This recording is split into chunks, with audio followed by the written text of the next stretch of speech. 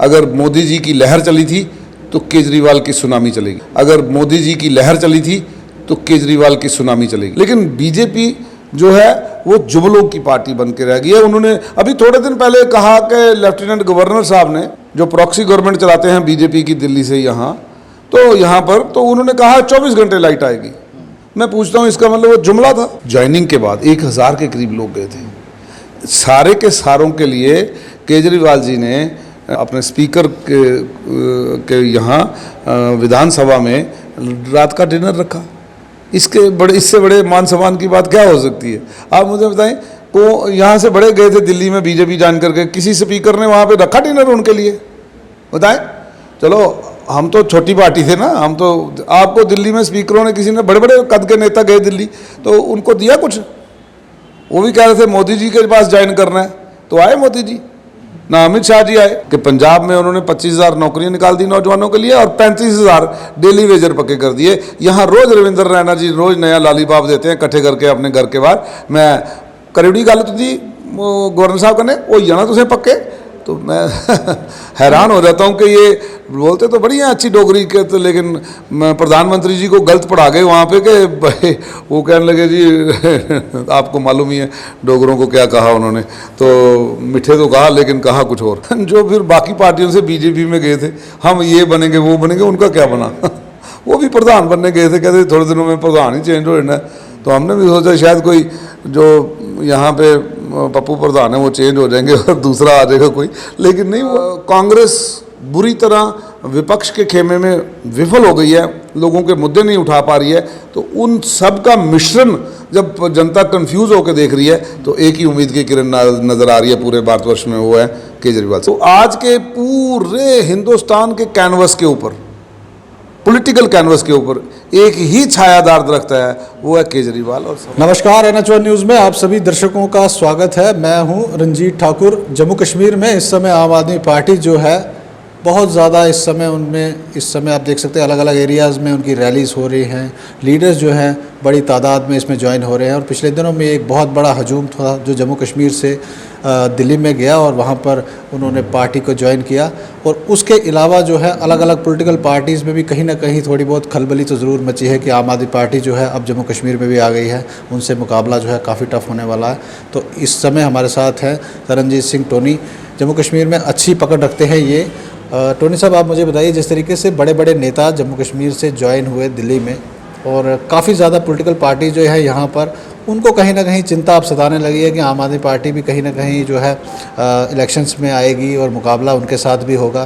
पहले कहीं ना कहीं बहुत सीमित था मुकाबला, अब काफ़ी ज़्यादा फैल रहा है। कैसे देखते हैं आप इसको? देखें, मैं आपको एक बात बताऊं कि आम आदमी पार्टी को ज्वाइन करना और आम आदमी पार्टी का जो जनादेश का बढ़ना, ये भाजपा की जो गलत नीतियों वाली सरकार अब सेंटर में बैठी है, जो एंटी पीपल पॉलिसीज़ बना रही है बीजेपी, ये उसके कारण भी। और ख़ासकर पंजाब चुनाव जीतने के बाद पूरे देश में एक संदेश चला गया कि ये जो बीजेपी कहती थी कि भाजपा नहीं तो क्या, विकल्प ही कोई नहीं है, तो लोगों को विकल्प नज़र आ गया है कि केजरीवाल ही इस देश को आगे लेके जा सकते हैं, क्योंकि उन्होंने दिल्ली में एक मॉडल क्रिएट करके बता दिया है, जिसकी पुष्टि मैं और आप नहीं कर रहे हैं। अमेरिका के प्रेसिडेंट की बीवी करती है, जो वो दिल्ली आती है और वो जाके देखती है मोहल्ला क्लिनिक कैसे चल रहा है, वो देखती है स्कूल कैसे चल रहे हैं। तो मैं समझता हूँ कि ये एक बहुत बड़ा सर्टिफिकेशन है कि हिंदुस्तान में तो हम कह ही रहे हैं, मैं कहूँ तो कोई बड़ी बात नहीं होगी क्योंकि मैं आम आदमी पार्टी का एक हिस्सा हूँ। लेकिन अगर कोई प्रेसिडेंट, अमेरिकन प्रेसिडेंट की जो बीवी हैं, वो ये कहती हैं कि बहुत खूबसूरत सिस्टम बनाया है, मोहल्ला क्लिनिक को दुनिया में कॉपी किया जा रहा है, तो मैं समझता हूँ कि एक बहुत बड़ी अचीवमेंट है। और पंजाब ने पहला कदम बढ़ाया है उस तरफ और पूरा देश अब उस तरफ चल पड़ेगा। आप जम्मू कश्मीर की बात छोड़ दें, अगर मोदी जी की लहर चली थी तो केजरीवाल की सुनामी चलेगी। तो जिस तरीके से दूसरी पॉलिटिकल पार्टी से नेता अब निकल कर कहीं ना कहीं अपनी जो है विकल्प तलाश रहे हैं, उनको लग रहा है कि कहीं ना कहीं आने वाले दिनों में या उनको टिकट नहीं मिलेगी या बड़े बड़े नेता वहाँ पर हैं, मौका नहीं मिलेगा, तो क्या लगता है कहीं ना कहीं इस तरीके की पॉलिसीज़ आप देख रहे हैं कि नए और लीडर्स आएंगे, उनको जगह मिल पाएगी इसमें? नहीं, बात टिकटों की तो है ही नहीं, टिकट बांटने की बात नहीं हो रही यहाँ पर है पार्टी के प्रोग्राम को लेकर लोगों तक जाना है। टिकटें किसी को नहीं मिलेंगी तो वो अगर उस तरह सोच के आ रहा है तो हम वो उसके लिए वो बात नहीं कर रहे हैं। हम कह रहे हैं हमारा पार्टी का प्रोग्राम एंड पॉलिसीज़ को लेकर लोगों तक जाना है। हम हैं, मनकोटिया साहब आए, कुंडल साहब आए और बहुत सारे लोग, बैंक से रिज़ाइन करके एक लड़का परमिंदर हैप्पी, उसने ज्वाइन किया, वो क्लस्टर हेड था, जोनल हेड था, पूरा जम्मू प्रोविंस का था, देख रहा था, तो वहाँ से रिज़ाइन करके लोगों ने अपनी नौकरियाँ छोड़ के एक केजरीवाल जी का दामन थामा है ताकि उसके प्रोग्राम एंड पॉलिसीज़ जो हैं लोगों को पसंद आ रहे हैं। अब कल यहाँ पर एक लड़की आई थी, बदर क्यूम, पोस्ट ग्रेजुएशन कर रही है, अकेली लड़की चलते हुए किसी ऑफिस में आती है और कहती है मुझे ज्वाइन करना है। तो ऐसी बेटियां जब हमारे दरवाज़ों पे आ रही हैं तो हमें उनका मान रखना है, हमें उनका सम्मान रखना है। जो जनता हम पर विश्वास कर रही है, हमने उनका मान और सम्मान रखना है। हम जो बात कर रहे हैं, हम एक सिस्टम की बात कर रहे हैं, लेकिन बीजेपी जो है वो जुबलों की पार्टी बन के रह गई है। उन्होंने अभी थोड़े दिन पहले कहा कि लेफ्टिनेंट गवर्नर साहब ने, जो प्रॉक्सी गवर्नमेंट चलाते हैं बीजेपी की दिल्ली से यहाँ, तो यहाँ पर तो उन्होंने कहा 24 घंटे लाइट आएगी। मैं पूछता हूँ इसका मतलब वो जुमला था? आज देखिए ना लाइट की क्या हालत कर दी, बच्चे पढ़ नहीं पा रहे हैं, ऑनलाइन पढ़ाई है सारी, आगे कॉम्पिटिटिव एग्जाम्स हैं, तो कहाँ कैसे जस्टिफाई करेंगे गवर्नर साहब अपनी बात को? इसका मतलब वो भी जुमले छोड़ रहे हैं। हम कहते हैं कि आपने जो कहा, आपकी कथनी और करनी में फ़र्क होना चाहिए, लेकिन ब्यूरोक्रेट्स की यहाँ पर बाहर से जो ब्यूरोक्रेट्स आ रहे हैं उनको पता ही नहीं है। तो जब दिल्ली में आप लोग गए थे और बहुत बड़ा हजूम आपका साथ था और उस समय बड़े बड़े नेता भी थे आपसे, कुंडल जी थे, आप थे, बलवंत सिंह मनकोटिया थे, मगर जो तस्वीरें वहाँ से आई, कहीं ना कहीं जो पॉलिटिकल पार्टीज़ भी इशारा करती है कि जो इज़्ज़त, जो मान आप लोगों को मिलना चाहिए था वो वहाँ पर नहीं मिला, और जिस तरीके से शायद एक ही बड़े नेता को वहाँ पर बड़े तरीके से फैसिलिटेट किया गया, बाकियों को साइडलाइन कर दिया गया, इसको कैसे जस्टिफाई? ऐसा कुछ नहीं है। नहीं, मैं आपको स्पष्ट कर दूं कि हिमाचल को लेके और बजट पेश होना था तो केजरीवाल जी की व्यवस्था वहाँ पर व्यस्त थे और व्यस्त थे, तो उन्होंने डिप्टी चीफ मिनिस्टर सिसोदिया साहब को वहाँ पे भेजा। हमारे पूरा उन्होंने आदर भाव किया और केजरीवाल साहब जी का मैसेज दिया कि आने वाले दिनों में बुला के वो स्पेशल आपसे बैठेंगे, चर्चा करेंगे। और ज्वाइनिंग के बाद 1000 के करीब लोग गए थे। सारे के सारों के लिए केजरीवाल जी ने जो है अपने स्पीकर के यहाँ विधानसभा में रात का डिनर रखा। इससे बड़े मान सम्मान की बात क्या हो सकती है? आप मुझे बताएं, को यहाँ से बड़े गए थे दिल्ली में बीजेपी जान करके, किसी स्पीकर ने वहाँ पे रखा डिनर उनके लिए? बताएं। चलो हम तो छोटी पार्टी थे ना, हम तो, आपको दिल्ली में स्पीकरों ने, किसी ने, बड़े बड़े कद के नेता गए दिल्ली तो उनको दिया कुछ? वो भी कह रहे थे मोदी जी के पास ज्वाइन करना है, तो आए मोदी जी, ना अमित शाह जी आए। मैं पूछना चाहूँगा, यही वो फैला रहे हैं ज़्यादा और उन्हीं को तकलीफ है ज़्यादा। हम ज्वाइन करके आ गए, हम खुश हैं, पर इनके पेट में क्यों दर्द है मुझे समझ नहीं आ रही। क्योंकि बीजेपी का IT सेल का काम ही यही है और बाकी पार्टियों को काम ही यही है कि किसी को नीचा दिखा के खुद को ऊपर करना। हमारा वो नहीं है। हम अपने कामों से आगे जाएंगे, हम अपने लोगों के मुद्दों को उठा के आगे जाएंगे। हम लोगों में जा रहे हैं, एक अच्छी सरकार देनी है उनको।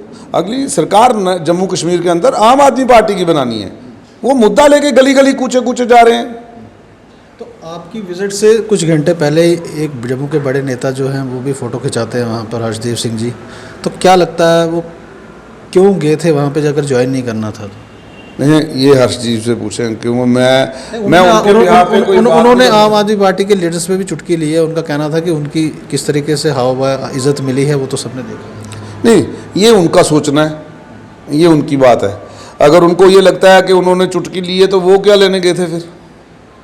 फिर मैं भी कहता हूँ, अगर वो हमारे पे कोई तंज कसते हैं तो वो क्या लेने गए थे सिसोदिया के पास?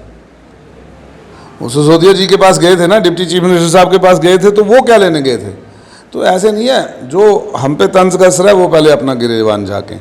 बाकी हमें किसी से कुछ नहीं लेना। आप ये बातें हर्षदेव जी से पूछें, जिनके प्रति वो क्यों गए थे, क्या हुआ क्या नहीं हुआ, हमें उनके बारे में कोई इल्म नहीं है। हाँ, हम अलबत्ता गए थे, हमारे मान सम्मान में कोई कमी नहीं रही और सबकी तरफ से जो है ये हमारा मैसेज ये है लोगों को कि भाई आप जितने भी लोग हैं, ऐसी जो भी बात कोई कर रहा है, बीजेपी या कांग्रेस या बाकी पार्टी दल या कोई और लीडर, ये सब बेबुनियाद हैं। ऐसी कोई बात नहीं है। जितने हम लोग गए थे, हम सारे वहाँ से बड़े आदर मान सम्मान के साथ ज्वाइनिंग करके फिर वापस आए हैं। तो टोनी साहब, आप मुझे बताइए, इस समय आम आदमी पार्टी ने अभी तक अपना कोई नेशनल यहाँ पर जम्मू कश्मीर में अपना प्रेसिडेंट नहीं चुना है और कहीं ना कहीं कयास लगाया जा रहा है कि बलवंत सिंह मनकोटिया जो होंगे बड़ा फेस होंगे यहाँ पर। तो कहीं ना कहीं आप लोगों को क्या लगता है कि एक्सेप्टेबिलिटी या जिस तरीके से एक कॉन्स्टिट्यूशन होता है, एक बॉडी होती है हर पार्टी में कि वो किस तरीके से लीडर को चुना जाए, आप लोग कैसे देखते हैं इसको? देखिए, ये पार्टी का फैसला है। हम कोई कंडीशन रख के गए नहीं। हम सोल्जर हैं, सोल्जर बन के काम करेंगे। और सबसे सेफ जगह होती है सोल्जर की, इससे नीचे कुछ होता नहीं, ना गिरने का डर है ना उठने का डर है। तो इसलिए हम तो सोल्जर हैं। हम जिस भी पार्टी में रहे सोल्जर बन के रहे। पार्टी ने जहाँ रखा वहाँ खुश हैं और इसमें पार्टी फैसला लेगी। आप चिंता ना करें। मेरा फिर सवाल है जो फिर बाकी पार्टियों से बीजेपी में गए थे, हम ये बनेंगे वो बनेंगे, उनका क्या बना? वो भी प्रधान बनने गए थे, कहते थोड़े दिनों में प्रधान ही चेंज हो जाना है। तो हमने भी सोचा शायद कोई जो यहाँ पे पप्पू प्रधान है वो चेंज हो जाएंगे और दूसरा आ जाएगा कोई, लेकिन नहीं हुआ। तो आपने इंडिपेंडेंटली इलेक्शन लड़ा था और बहुत अच्छे तरीके से आपने वहाँ पर जीत भी हासिल की। अब आप एक पार्टी के साथ हैं, पीछे से बैकअप भी होगा, हाथ भी है उनका। क्या देखते हैं आप आने वाले इलेक्शंस में किस तरीके से आम आदमी पार्टी जम्मू कश्मीर में इलेक्शन लड़ेगी? स्ट्रेटजीज़ किस तरीके से बनाई जा रही है? और इस समय हम देख रहे हैं यूथ बहुत जुड़ रहा है आपके साथ, तो किस तरीके से काम करेंगे आप लोग? देखिए, यूथ का जुड़ना स्वाभाविक है। पंजाब में पार्टी ने आने से पहले जो वादे किए थे, आते ही उन्होंने वो लागू कर दिए।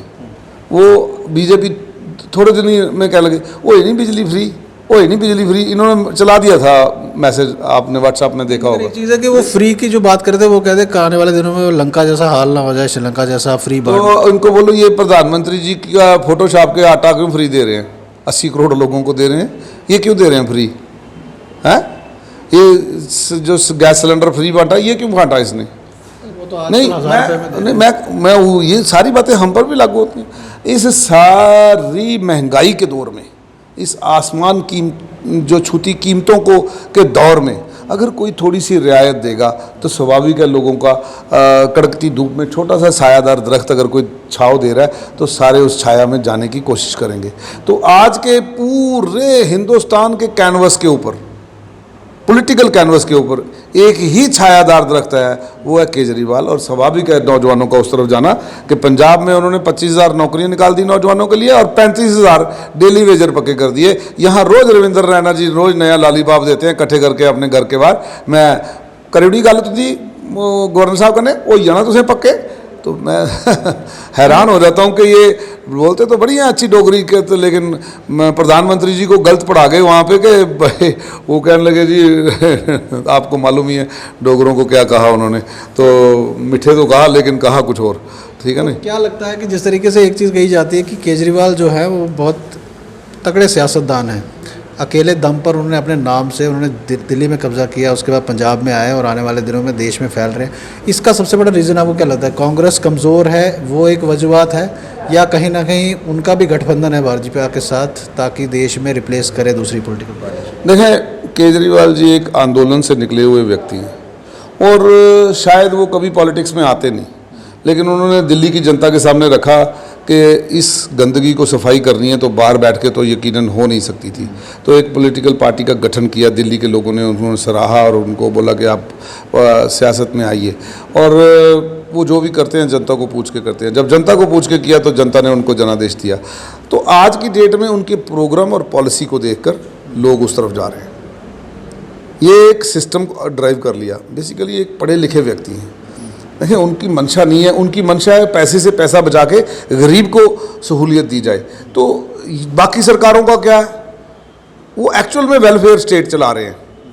केजरीवाल जी। लेकिन ये बीजेपी सरकार जो है, इनकी नौजवानों के खिलाफ नीतियाँ, इनकी किसानों के खिलाफ नीतियाँ, इनकी पूरे गरीबों के खिलाफ नीतियाँ, तो उस नीतियों से तंग आकर और कांग्रेस बुरी तरह विपक्ष के खेमे में विफल हो गई है, लोगों के मुद्दे नहीं उठा पा रही है, तो उन सब का मिश्रण जब जनता कंफ्यूज होकर देख रही है तो एक ही उम्मीद की किरण नज़र आ रही है पूरे भारतवर्ष में, वो है केजरीवाल साहब। सर मेरा लास्ट क्वेश्चन आपसे रहेगा, जिस समय किसान आंदोलन चल रहा था हमने आपको देखा था, बहुत बड़ी बड़ी रैलीज आपने की थी, बहुत बड़े लेवल पर आपने जिसकी बात रखी थी कि किसानों के साथ अन्याय हो रहा है, मगर पंजाब में उन्हीं किसानों के साथ दोबारा अन्याय हो रहा है। पिछले 1 महीने में 14 से ज़्यादा किसानों ने आत्महत्या की है, उसको कैसे देखते हैं? देखिए मेरी एक बात सुने ना, ये ओवरनाइट किसी भी चीज़ को ठीक नहीं किया जा सकता। पंजाब में 3 लाख करोड़ का कर्जा छोड़ के गई हैं, डेट छोड़ के गई हैं पुरानी सरकारें। अब ओवरनाइट इसको दुरुस्त करने में ना कोई जादू तो है नहीं, चलना तो आस्ता आस्ता है। अब पुरानी सरकारों ने मुद्दे ही ऐसे छोड़ गए थे अधूरे, और मैं समझता हूँ कि जहाँ भी कोई किसान आत्महत्या कर रहा है वो एक बेसिकली देश के लिए शर्मनाक बात है कि जो अन्नदाता है वही आत्महत्या करने पे मजबूर है। लेकिन मान सरकार ने आते ही जो अपने वादे थे, हम अपने वादे पूरे कर रहे हैं। आज भाजपा आम आदमी पार्टी को पंजाब में फेल करने के चक्कर में पूरी बिजली की दरें बढ़ा दी हैं उन्होंने, इसलिए कि वहाँ पे वो कामयाब ना हो सके। अगर ये यहाँ सिस्टम कामयाब हो गया तो पूरे देश में कामयाब हो जाएगा। तो वो एक वो लोगों के खिलाफ जाकर वो ये नहीं है कि अगर केजरीवाल जी ने 300 यूनिट गाया तो आप भाई 500 दो फ्री, आप कंपटीशन करो ना, आप तो सरकार में बैठे हो। और अगर यहाँ रविंद्र रैना जी बोलते हैं हम भी फ्री देंगे, तो पहले यूपी में फ्री करो, पहले बाकी स्टेटों में जहाँ पे आपका राज है वहाँ फ्री करो। तो ये लोगों की कथनी और करनी में फ़र्क है। ये झूठ बोलते हैं, ये जुमलेबाज हैं, ये नहीं सच बोलते लोगों के साथ, ये लोगों के साथ मज़े लेते हैं, चुटकी लेते हैं, वोट लेते हैं और फिर पीठ दिखाते हैं। ये लोगों को फेस नहीं कर सकते, ये लोगों के हक की बात कर ही नहीं सकते। और इनकी दिल्ली में सुनता ही कोई नहीं, लेफ्टिनेंट गवर्नर नहीं सुन रहे इनकी बात। सुनते तो ये माइनिंग माफिया यहाँ पे जन्म लेता तभी के अंदर किसान की ट्रैली अंदर हो जाए तो 90,000 रुपया 70,000 रुपया जुर्माना, और सरकारी वकीलों की फौज खड़ी कर रखी है वहाँ पर, वो उनका केस ही नहीं लड़ती है। आप दूसरी बात देखें, आपने लिकर माफिया खोल के रख दिया शहर के अंदर, तो इसका मतलब रविंद्र रैना जी ने साथ होकर खुलवाया, फिर आज तक उसके खिलाफ बयान नहीं दिया कि ये शराब की दुकानें क्यों खोल दी। नहीं, वो तो कह रहे थे जब मैं चीफ मिनिस्टर बनूंगा या आने वाले दिनों में भाजपा सरकार बनेगी तो सबको बंद कर देंगे। मैं दा सिर बनोगे यार, की कर दो